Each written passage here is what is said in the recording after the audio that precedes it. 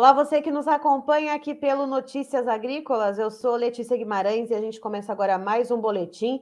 Estamos aqui com duas presenças mais do que ilustres na cadeia avícola, quando a gente fala, então, de avicultura de corte, de postura, duas lideranças muito importantes. Ricardo Santin, que é presidente da ABPA, Associação Brasileira de Proteína Animal, e José Eduardo dos Santos, que é presidente da ASGAV, Associação Gaúcha de Avicultura.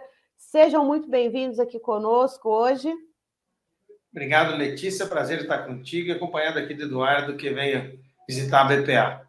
Da mesma forma, obrigado, Letícia, e estamos aí mais uma vez, né, prestigiando e contribuindo aí com Notícias Agrícolas. E também, né, agradecer aqui a recepção, aqui, a hospitalidade do nosso presidente Santin. Para posicionar você que está nos acompanhando, o Eduardo ele está visitando a BPA hoje. Houve um evento em que foi apresentada e foi feito o convite, né, à BPA, e também foi apresentada a programação do Combrasul Ovos. O Combrasul Ovos é a Conferência Nacional da Indústria e Produção de Ovos, é a 4ª edição desse evento, que vai ocorrer entre 18 a 20 de junho. E, Eduardo, foi falado bastante a respeito dos aspectos técnicos que vão ser debatidos, né, nessa conferência, e que eu acho que casa muito bem com esse momento que a gente está vivendo agora. Se você puder trazer um pouquinho disso, dessa programação um pouco mais técnica, já que a gente está vivendo uma situação aí de casos de influenza aviária que estão surgindo nesse momento? Sim, Letícia, a conferência ela vai ser bastante abrangente, né? Ela vai trabalhar temas, nós temos vários temas estratégicos e vitais para o setor. Claro que a influenza hoje é prioridade, né, nos debates, no fortalecimento da defesa sanitária, então vai ter sim, vão ter sessões, né, voltadas à defesa sanitária, sanidade, né, a biosseguridade como um todo, né? E o evento, então, ele vai abordar esse tema, assim, com muita propriedade, inclusive com autoridades aí do Ministério da Agricultura, né, participando, debatendo e trazendo aí informações bem atuais do que vem acontecendo no mundo. Ao mesmo tempo, com representantes da BPA, de outras instituições, né, secretarias de Estado, de defesa sanitária, né, e especialistas aí na área, né, de defesa sanitária, inclusive a nível internacional, aí que nós vamos estar como presidente da United Egg Producers, né, que vai estar falando aí, né, de como eles estão enfrentando a influenza aviária lá nos Estados Unidos. Então, vai ser um evento bastante abrangente, mas tratando também de muitos outros temas estratégicos, e nós viemos da BPA justamente para 30 dias do evento trazer aqui o convite oficial ao presidente Santinho, toda a equipe da BPA, né, e também estarmos perto aqui dos nossos parceiros de mídia que estão aqui conosco, né, aqui no estado de São Paulo, que fazem um trabalho também multiplicando a informação de eventos como esse para todo o Brasil. E, Santinho, qual que é a importância de um evento desse que ele traz para junto, né, dessas palestras, dessa difusão de informação, como o Eduardo falou, traz a cadeia produtiva, traz a indústria, traz a imprensa, qual que é a importância de congregar, né, e lideranças também no setor, qual que é a importância de congregar todas essas áreas, então, para receber toda essa carga de informação e para fomentar uma discussão? Oi, Letícia, isso é muito importante. O Combrasul, que vai acontecer em Gramado já pela 4ª edição, se tornou um evento tradicional, onde reúne todo o país. É muito importante que a gente lembre também que prevenção, todo mundo já sabe, porque trouxemos o Brasil livre de influenza aviária até hoje e continuamos em status livre de influenza aviária até aqui. Mas eventos como esse, com todos os protocolos de biosseguridade, o Eduardo está aqui, vão tomar todos os cuidados, as pessoas que vão lá e que vão ser palestrantes que vêm do exterior têm que assinar um protocolo de que estão com um vazio sanitário de contato com aves. As pessoas vão ter todos os cuidados, mas a importância é que você vá lá trocar experiências. Ouvir primeiro o doutor Eduardo, que está falando na Organização Mundial de Saúde Animal, nesse instante na OIE, lá em Paris, e que vai estar daqui um mês lá com os produtores, dizendo o que ele viu e o que conversou com o mundo em Paris. Também com a experiência que veio do nosso presidente do Egg Commission dos Estados Unidos, The Producers, que ele vai contar como eles estão vivendo, já que aquele país convive há mais de 3 anos com essa doença, ou mesmo com a Europa, ou mesmo com a Ásia. O Brasil espera que isso fique longe dos nossos plantéis, nós não vamos ter que conviver, mas se tiver, nós estamos preparados. O Brasil está dizendo para o mundo que está preparado para isso. Agora, eventos como esse mostram que o setor precisa estar unido. A importância é a união do setor, fazendo ações concatenadas de proteção, de prevenção e trocando ideias e experiências, como, por exemplo, o Nélio Randi lá da Aves do Espírito Santo, que foi o primeiro caso de ave silvestre encontrado. Ele vai trocar ideias, vai disseminar conhecimentos, ou ele ou alguém da equipe dele, se ele puder vir, exatamente para que a gente possa nos prevenir e ter, digamos assim, aprender com os fatos do passado. E pensando nesses casos de influenza aviária, né, nós vimos na semana passada, na última segunda-feira, dia 15 de maio, foi confirmado, então, os 3 primeiros casos de influenza aviária no Espírito Santo. No sábado, a gente teve informação do Ministério da Agricultura, Pecuária e Abastecimento, que esses casos aumentaram para 5. Tem mais um detectado no Espírito Santo e um no Rio de Janeiro, lembrando, todos em aves silvestres. Você que nos assiste, reforçando, né, não tem nenhum caso em granjas comerciais, não tem nenhum caso no setor industrial. Inclusive, aquela suspeita em caso em humano, um homem de 61 anos lá do Espírito Santo, esse homem ele já saiu do isolamento. Outras amostras de colegas dele que trabalham num parque de aves lá no Espírito Santo, essas amostras já foram dado negativo, então, o resultado para a influenza aviária. A gente segue acompanhando isso que está acontecendo. E aí eu queria saber de vocês, quais são as medidas que a gente precisa olhar com mais atenção nesse momento, quando a gente fala em biosseguridade. É claro que existe um protocolo enorme, mas para o produtor que está nos assistindo agora, o que ele deve focar, o que é o mais primordial nesse momento?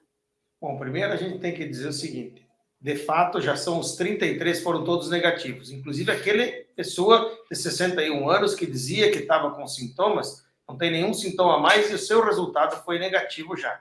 Ele está negativado, não tem influenza aviária em humanos no Brasil, até porque essa é uma doença das aves. Para o nosso produtor saber, ela é uma doença que ataca as aves, que não se transmite para o produtor e para o consumidor, não se transmite pelo consumo da carne e dos ovos, é uma coisa pacífica no mundo inteiro. Estados Unidos, Europa, repito, convivem com essa doença, produziram mais de 30 milhões de toneladas e consumiram essas carnes lá sem nenhum problema de saúde. Isso é uma coisa boa. Agora, o produtor que está nos ouvindo é reforçar os seus cuidados. Aqui o Eduardo tem um programa do Ovos RS, que tem um protocolo, está fazendo isso, mas primeiro as coisas mais simples, higienização normal, reforçada, usar calçados exclusivos para entrar dentro do aviário e sair do aviário, roupas exclusivas para entrar no aviário, tomar os banhos e cuidar da higienização na hora de entrar, reforçar o telamento, verificar as cunheiras, verificar essas telas de proteção, então, as telas de contenção para que animais domésticos não venham ter contato com as aves, enclausurar águas e assim por diante. O Eduardo vai aqui complementar outras medidas que eles estão fazendo, inclusive indo falar com os produtores. Para você, produtor, também é importante. Se as aves estiverem doentes, chama o serviço veterinário oficial. Esse é o caminho para que a gente possa ter tranquilidade e manter essa doença longe dos nossos plantéis industriais. Ótimo. Só reforçando, então, além de todas essas colocações que o presidente Santin fez, todas de extrema importância, né, a comunicação ela é vital nessa área, nessa fase que nós estamos também. Né? Por quê? Porque não é uma doença exclusiva, né, Ricardo, de determinada região, determinado tipo de ave, né, e ela pode ser, né, se expandir. Então, é por isso que a gente tem feito trabalhos de educação sanitária, a gente tem mobilizado entidades de outros setores que estão sendo parceiras e solidárias, né? Temos lá a Federação da Agricultura, Farsul, FETAG, do agricultor familiar, né? A Federação dos Municípios, todo esse pessoal está consciente, está envolvido e está solidário. Então, é de extrema importância, além dos cuidados que o produtor e o Brasil já sabe, né, cara? Nós já vimos assistindo, de certa forma, o que vem acontecendo no mundo e aprendendo, né? E aí, então, nós precisamos reforçar também com aquelas pessoas que também, né, têm lá sua ave de subsistência, têm sua produção caseira, né, justamente com essa comunicação toda que está sendo feita. Letícia, só para complementar, conversei a semana passada com o ministro Carlos Fávaro e com o ministro Paulo Teixeira, ministro do MDA e ministro da Agricultura, exatamente pedindo reforço de comunicação, como o Eduardo bem falou, capacitação e, acima de tudo, prevenção. É mais importante que o mundo saiba também, que as pessoas saibam que o mundo já convive com essa doença. Nós vamos ficar e mantê-la livre, como sempre mantivemos. Mas há estratégias de regionalização, há estratégias de compartimentação, de zoneamento, de segurar o foco, erradicar e depois voltar a produzir sem essa doença. Isso que é importante. Está fora da produção e assim vamos esperar mantê-las como mantivemos até agora, com o trabalho do nosso produtor. Aliás, quero fazer aqui, meu nome, Eduardo, um agradecimento especial ao nosso produtor, que sempre cuidou, sempre teve cuidados com a sua produção, porque sabe que muito do que ele faz vai alimentar o mundo, tanto do ovo como do frango, e que tem pessoas no mundo afora que precisam do Brasil para ter acesso a proteínas baratas. E nós não vamos abrir mão dessa responsabilidade, não. Nós estamos trabalhando, a BPA, está aqui o Eduardo, que é da Organização Avícola do Rio Grande do Sul, a nossa ASGAV, mas todas as outras entidades, como o Tal Nélio lá na Aves, como estão todos os outros presidentes de entidades estaduais, disseminando o quê? A teoria do reforço da prevenção. Com a prevenção, chegamos até aqui livres e vamos continuar com esse status livre de influenza aviária que a gente sempre foi. Reforçando a quem nos assiste, o status do Brasil continua livre de influenza aviária, mesmo a gente tendo esses casos em aves silvestres, justamente porque não atingiu plantéis comerciais. Aí, Santinha, eu queria te fazer uma pergunta, e Eduardo também, que está junto na cadeia produtiva, aí acompanhando de ponta a ponta. Nós temos esse protocolo, né, temos essa questão que já foi estabelecida pela Organização Mundial para a Saúde Animal, a ONSA, de que então o status só mudaria em relação a livre ou não de influenza aviária se atingisse a área comercial, a área industrial. Existe algum tipo de acordo diferenciado com países que compram os nossos produtos avícolas? Alguma coisa no sentido de ter que aplicar a questão do zoneamento, de compartimentalizar essas áreas, então, que foram detectadas a doença? Existem particularidades nos acordos comerciais que precisam ser debatidas? Sim. Aliás, esse trabalho a BPA já vem fazendo há mais de 3 anos com a colaboração do governo brasileiro. Nós vemos desde 2020 pedindo a troca do certificado sanitário internacional e dos, digamos, 150 principais mercados que nós exportamos, já 135 já estão trocados, onde no certificado sanitário, em vez de dizer país livre, você diz ali país, região, zona ou compartimento livre. Ou seja, o que possibilita você manter a exportação, como está acontecendo com os Estados Unidos e com a Europa, que tem influenza em 42 estados nos Estados Unidos, 47, aliás, e que está exportando para o Japão, para a China, para o mundo.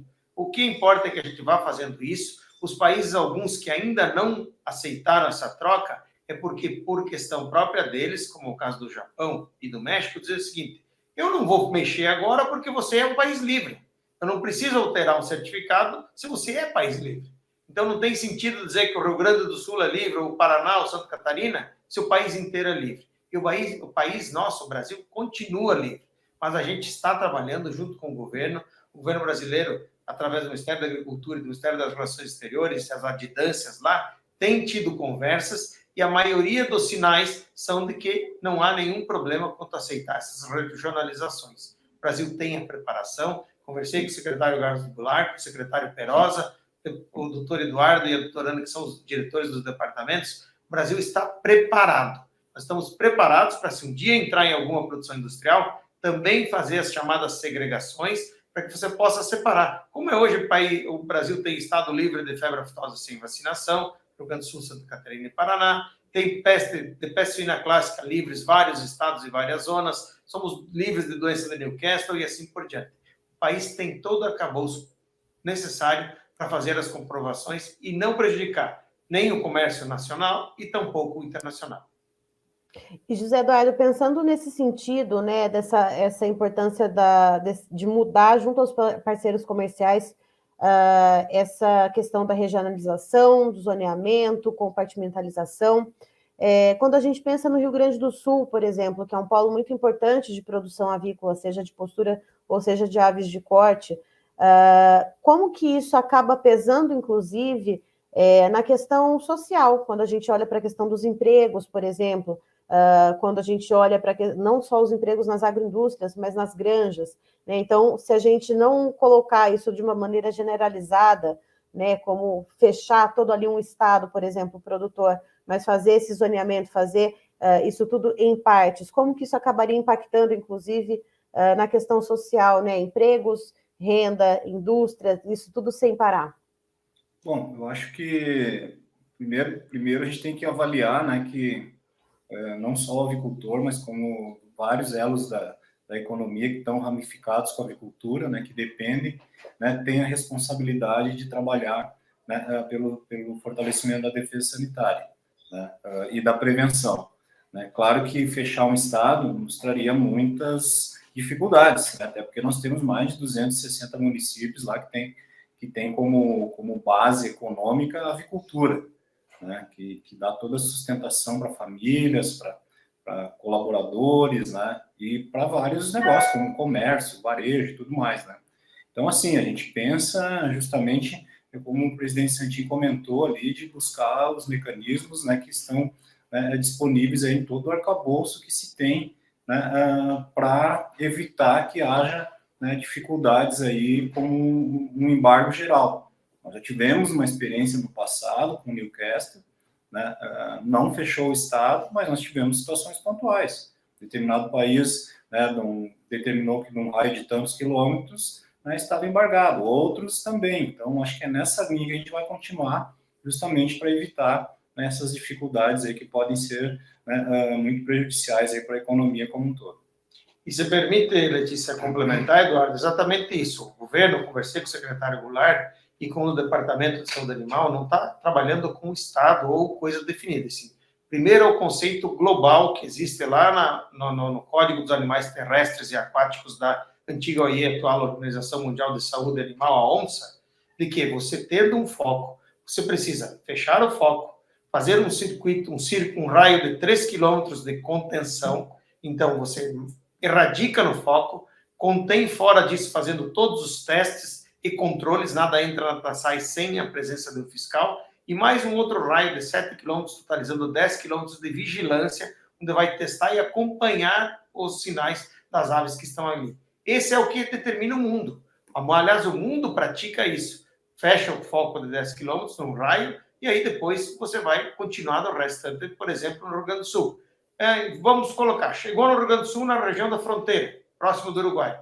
Lá tem uma zona, a zona da fronteira, ou aquela região, 10 quilômetros, mas eu tenho na região da Serra, livre, pode continuar a exportar, vender para dentro do país, porque esses são os protocolos globais, os protocolos internacionais que assim estão trabalhando. O governo trabalha, de acordo, claro, com o que os países forem pedindo, mas tem os arcabouços necessários para fazer zona, região e assim por diante. Uma das medidas que a gente tem visto ser tomadas, inclusive em países aqui da América do Sul, que a gente viu essa doença progredindo bastante aqui nos nossos países vizinhos, inclusive 6 deles fronteiriços ao Brasil, e no final das contas a doença ela não entrou por nenhuma fronteira, ela entrou pelo outro lado, né, pela rota ali migratória de volta das aves para o hemisfério norte.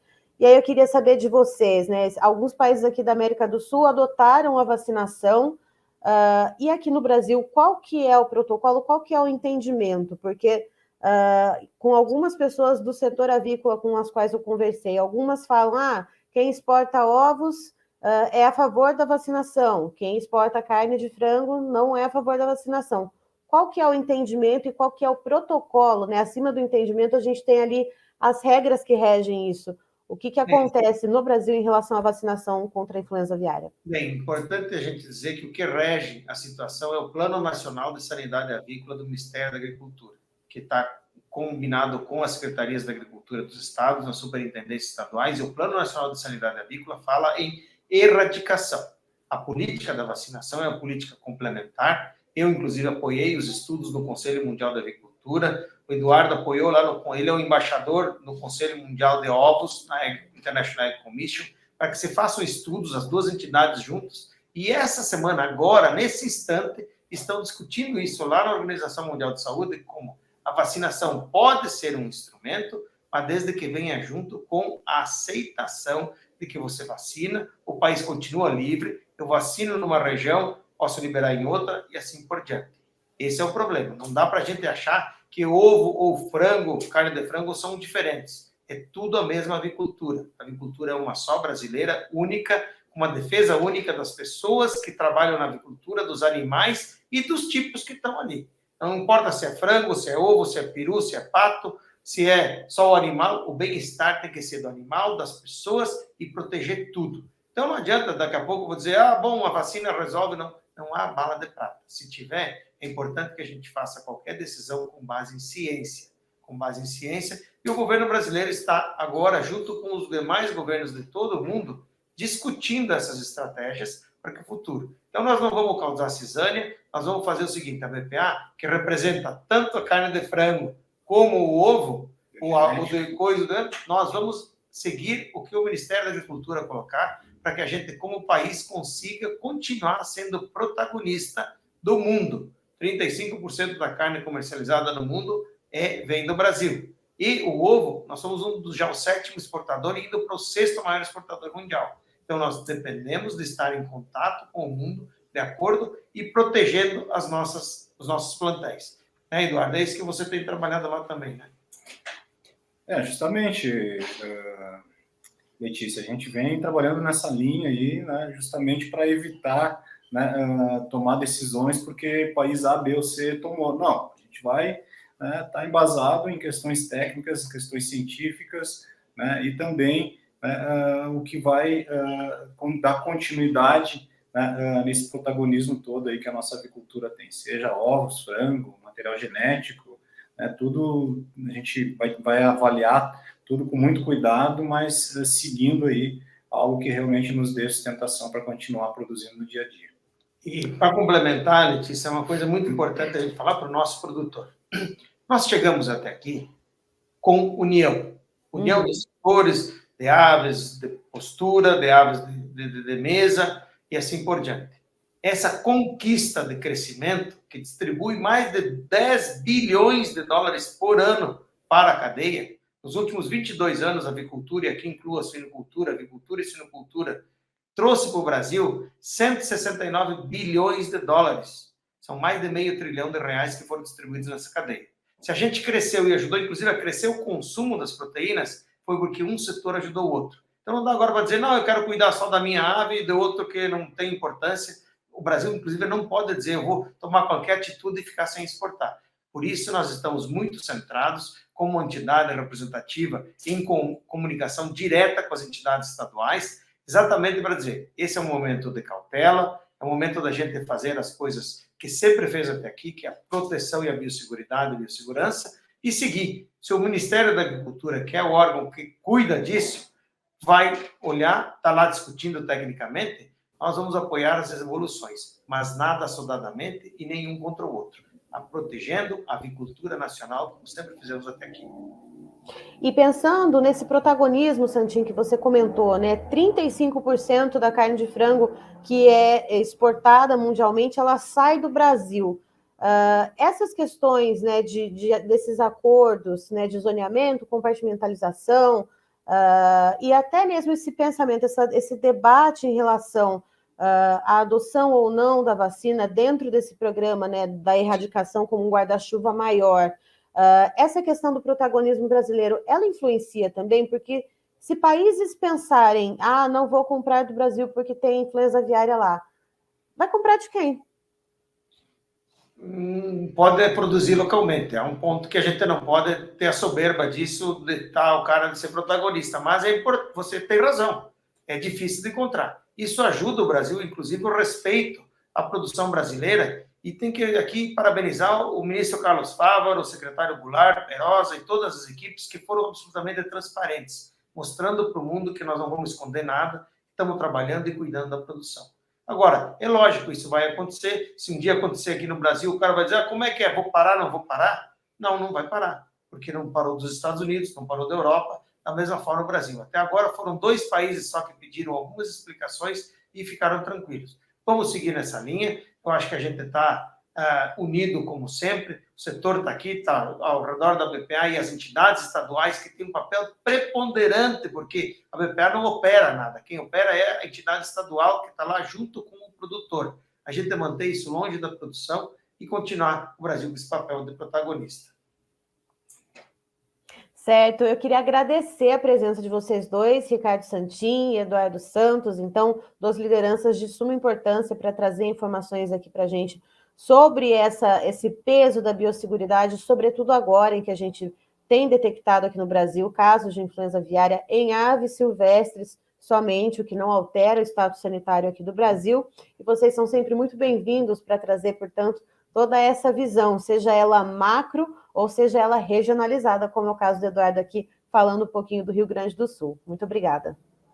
Eu agradeço e reforço o convite, então, para todos os avicultores estarem conosco de 18 a 20 de junho, lá em Gramado, na Combrasul Office. Grande abraço. Obrigado, Letícia. Faço coro com o Eduardo pelo convite do Combrasul e também faço coro com ele para a gente fazer o seguinte: só tem um remédio para prevenção, que é aumentar a biosseguridade, duplicar, triplicar, quadruplicar os cuidados e continuar assim, que a gente vai continuar livre dessa doença. Muito obrigado, que Deus proteja todas as famílias.